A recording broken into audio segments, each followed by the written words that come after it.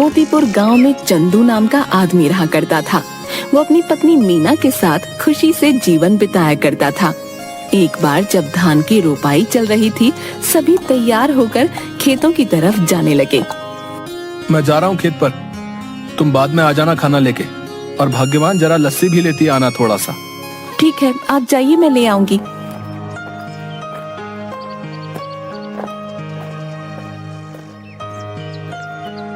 चंदू खेत में पहुंचता है, थोड़ी देर काम करता है, तभी खेतों की मेड़ों पर दो आदमी चल रहे होते हैं। उनमें से एक आदमी छाता लेकर चल रहा होता है, जमींदार करोड़ी मल और उनका मुंशी बाबूलाल। साहब, यह है चंदू, सुना है इसकी फसल बहुत अच्छी निकलती है। इस बार 8 बोरी चावल के लिए इसे बोल देते हैं। करीब है, 2 पैसा कमा लेगा तो दुआ ही देगा। ठीक है बाबूलाल, जाके इसे बता दो। जी मालिक। अरे ओ चंदू, सुन तो। क्या बात है बाबूलाल भाई? जमींदार साहब तुझसे मिलना चाहते हैं। मुझसे मिलना चाहते हैं? क्यों? अरे वो तेरी फसल खरीदना चाहते हैं, जा जल्दी जा। जी जमींदार साहब। आओ चंदू आओ, सुना है तुम्हारी फसल बहुत अच्छी होती है। क्या इस बार की फसल तुम हमें बेचना चाहोगे? बाजार के दाम से अच्छा दाम दे दूंगा। ये तो हमारे लिए खुशी की बात है साहब। तो फिर ठीक है, जिस दिन फसल ठीक से तैयार हो जाएगी हमें बता देना, हम आदमियों को भिजवा देंगे। तुम्हारी फसल काटने में वो सब तुम्हारी मदद करेंगे और तुम्हारे घर पर पैसे भिजवा देंगे। उसके बाद जमींदार चला जाता है। चंदू फिर से खेत में वापस आकर काम करने लगता है। थोड़ी देर बाद मीना वहाँ आ जाती है। सुनिए जी, आ जाइए, आपके लिए खाना लेकर आई हूँ, और हाँ, साथ में लस्सी भी लाई हूँ। आता हूँ। इसके बाद चंदू मीना के पास पहुँच जाता है। लाओ लाओ, बड़ी भूख लगी है। लीजिए। मीना, जमींदार जी आए थे, जानती हो उन्होंने क्या कहा? क्या कहा? उन्होंने कहा कि वो हमारी इस बार की फसल खरीदना चाहते हैं और बाजार से अच्छे दाम भी देंगे। ये तो बड़ी खुशी की बात है। ये सब माता रानी की कृपा से हुआ है। मैं कहती थी ना, एक दिन सब ठीक हो जाएगा। माता रानी करे ऐसा ही हो। इसके बाद दोनों घर चले जाते हैं। इसके बाद चंदू सो जाता है। चंदू शाम को उठा और घर के आंगन में लगी क्यारी से सब्जियां निकाली। मैं ये सब्जी बेच के आता हूँ, ठीक है? सुनिए, आप समय से आ जाइएगा, रात होने से पहले। ठीक है। उसके बाद मंडी में सब्जियां बेचकर वापस आते वक्त एक मछली के ठेले के पास। मछली कैसे दे रहे हो भाई? भाई चंदू सुनो, तुम ये दोनों ले जाओ 100 रुपए में, मुझे जरा जल्दी घर जाना है। ये लो भाई 100 रुपए। आज मीना को कहूंगा मछली के गर्मा गर्म पकौड़े खिला दे। चंदू घर पहुंचा। अरे ओ मीना, कहाँ हो? ये लो मछली, आज पकौड़े खाने का दिल कर रहा है, जरा बना दो। जी हाँ ठीक है, लेकिन पहले आप हाथ मुंह धो लीजिए। इसके बाद मीना मछली पकाने लग गई। अरे वाह, तुम्हारा कोई जवाब नहीं। आहा, क्या पकौड़े बनाए हैं, वाह वाह वाह। इसी तरह कई महीने बीत गए। चंदू के खेतों में सोने की तरह चमकने वाली फसल तैयार हो गई। मीना, मैं खेत में जा रहा हूँ, जमींदार के आदमी पहुँचते ही होंगे। ठीक है। चंदू खेत में गया। चल चंदू, तैयार हो जा, बहुत काम करना बाकी है आज। जमींदार के आदमी वहाँ पहुँच गए। चलिए सब काम पर लग जाते हैं। सेठ ने कहा है जल्दी से सारा काम निपटा कर फसल चंदू के घर पहुंचा देना। सबने मिलकर फसल काटी और 8 बोरियां तैयार कर दी। तभी वहाँ मीना आई। ये क्या, इतनी जल्दी काम भी हो गया? मीना, इसीलिए तो कहते हैं कि एकता में बल है। जो काम मैं अकेला 2 दिन में करता, वो हम 4 लोगों ने मिलकर कुछ ही टाइम में कर दिया। इसके बाद सबने मिलकर बोरियां चंदू के घर तक पहुंचा दी। हम सब कल आके ये बोरियां सेठ के घर ले जाएंगे। चलिए हम चलते हैं। चलो, आज का काम भी खत्म हुआ, बस अब कल का इंतजार है। उसने सारी बोरियां घर में रख दी। तभी आधी रात को चंदू के घर के बाहर कुछ चोर बात करते हुए। सुनो सबके सब, ध्यान से घुसना। अगर हम खाली हाथ लौटे तो सरदार हमें छोड़ेंगे नहीं। सब धीरे धीरे चंदू के घर से सारी बोरियां चुरा कर ले गए। अगली सुबह चंदू की बीवी, सुनिए जी, उठिए ना, देखिए क्या हो गया। क्या हो गया? चंदू उठिए, उठिए ना। क्या बात है भाग्यवान, ऐसा क्या हो गया जो तुमने सारा घर सर पर उठा लिया है? गोदाम से सारी बोरियां चोरी हो गई हैं। क्या चोरी? कहाँ पे? गोदाम में आइए और खुद ही देख लीजिए।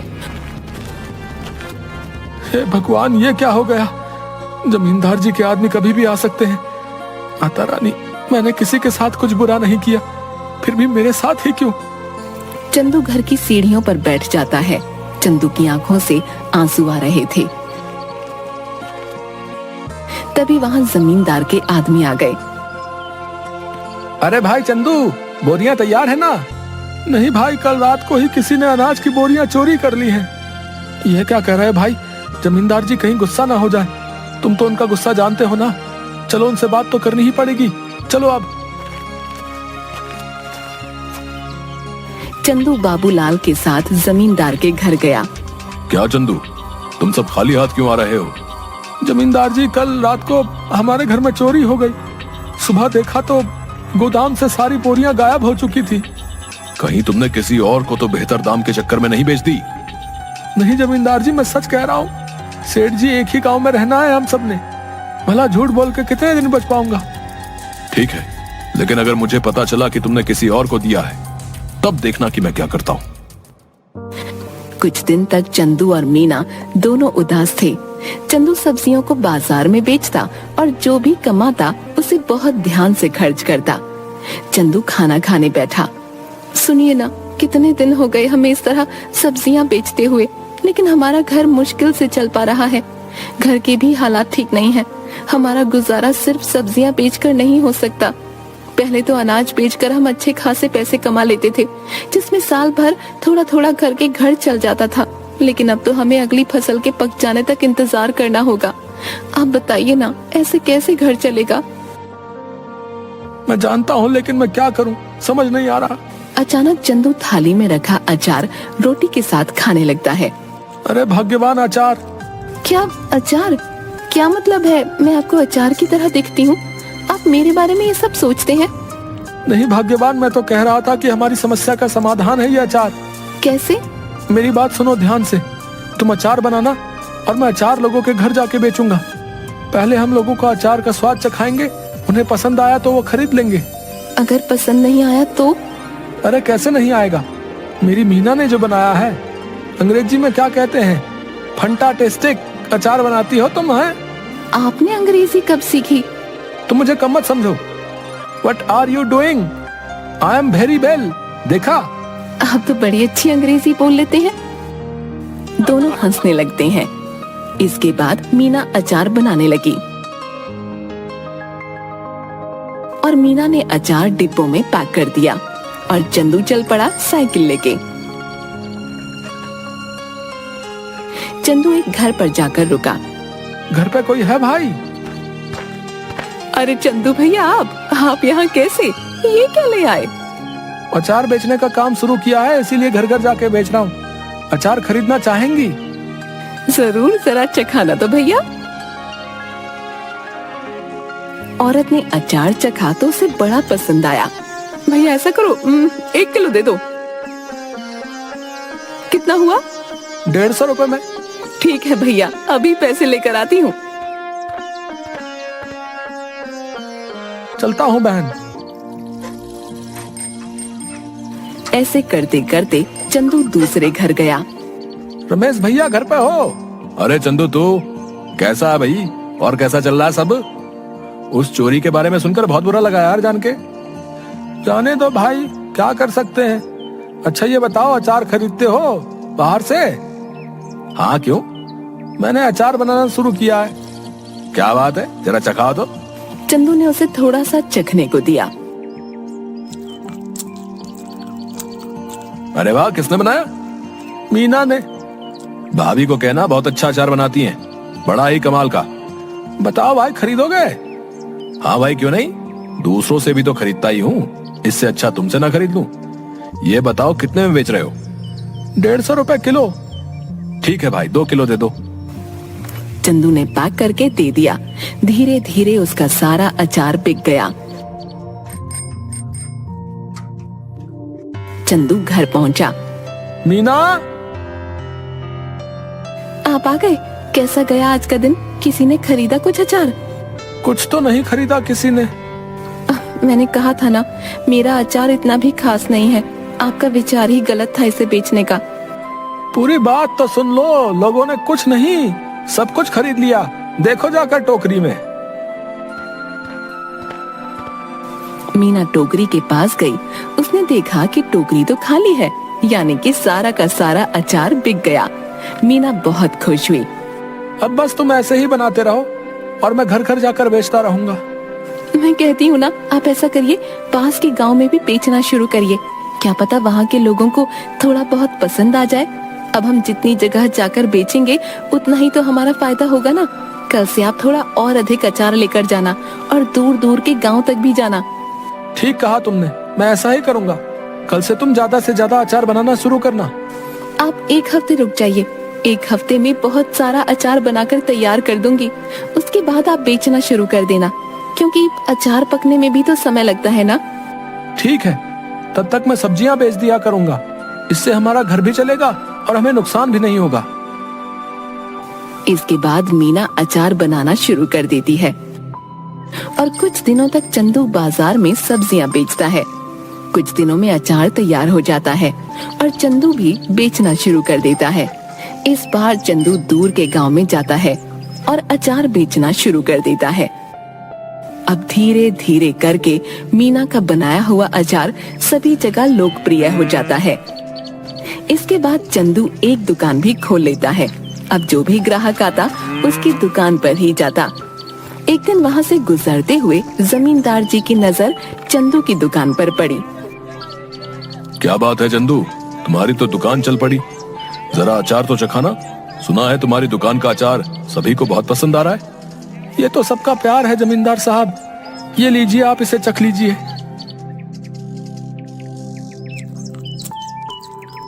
ये तो बड़ा स्वादिष्ट है। ऐसा करो, हमारे घर पर 60 किलो अचार पहुंचा देना। हमारे यहाँ बहुत बड़ा भंडारा है। 1 हफ्ते में हम तुम्हारे घर पर कुछ लोगों को भेज देंगे रात को, इसलिए तुम सारा सामान तैयार रखना। जी जमींदार साहब। रात को जमींदार के लोग चंदू के घर नहीं पहुँचे। रात भी काफी हो गई थी। ऐसा करिए, आप सो जाइए। अगर कोई आया तो हमें पता चल ही जाएगा, तब उठकर उनका सामान उन्हें दे देंगे।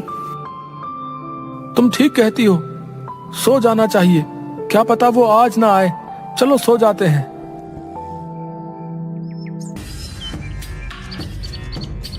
अगले दिन जब चंदू और मीना उठे तो घर में फिर से चोरी हो चुकी थी। इस बार चोरी अचार की हुई थी। सुनिए, घर में फिर से चोरी हो गई है। किसी ने इस बार हमारा रखा हुआ अचार चुरा लिया। चंदू उठा और जाकर अचार जहाँ रखा था वहाँ देखने लगा। मैं जमींदार साहब को बता कर आता हूँ। उन्हें कहीं और से पता चलेगा तो कहीं वो गुस्सा ना हो जाए। ठीक है, आप संभाल लेना सब कुछ इस बार।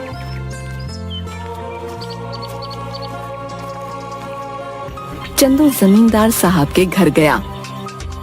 जमींदार साहब, इस बार फिर से आपके लिए जो हमने अचार तैयार किया था वो चोरी हो गया। ये हमेशा मेरे साथ ही क्यों हो रहा है? मैं तुमसे कुछ भी मंगाता हूँ और वो तुम्हारे घर में चोरी हो जाता है। मुझे लगता है तुम मुझे अपना सामान बेचना ही नहीं चाहते। ठीक है, मैं भी नहीं खरीदूंगा आज के बाद तुम्हारा कोई सामान। जाओ। ऐसी बात नहीं है जमींदार साहब, अब खुद ही सोचिए, मैं आपसे दुश्मनी क्यों मोल लूंगा। आप चिंता मत करिए, मैं आपके लिए दोबारा से 60 किलो का अचार तैयार करता हूँ। ठीक है, अगर इस बार कुछ हुआ तब देख लेना।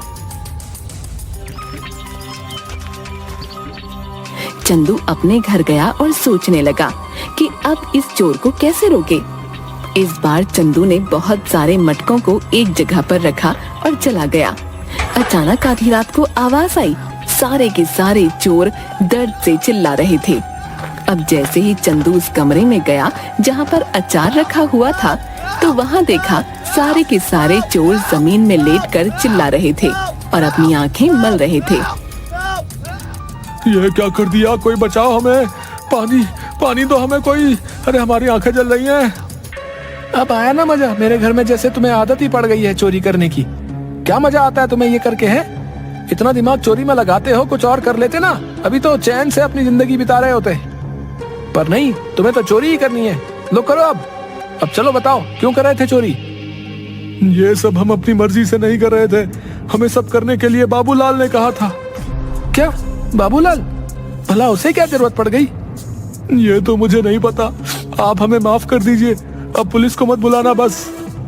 ठीक है, नहीं बुलाऊंगा, पर मेरी एक शर्त है, अगर गांव में तुमने दोबारा कभी चोरी की तो मैं बाबूलाल की मदद लेकर तुम्हें पुलिस के हवाले कर दूंगा। ऐसी नौबत नहीं आएगी चंदू भाई, हमें माफ कर दो। इसके बाद चोर चले गए। अगले दिन चंदू जमींदार साहब के घर गया। उसने जमींदार साहब को सारी बातें बता दी।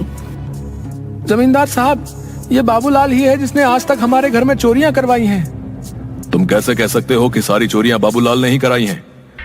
क्योंकि कल मैंने खाली मटके गोदाम में रखवाए थे और दरवाजे के ऊपर मिर्च की थाली रखवा दी थी।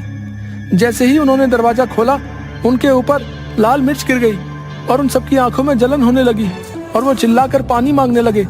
बस मुझे पता चल गया, मैं उनके पास गया तो उन्होंने तोते की तरह सब उगल दिया।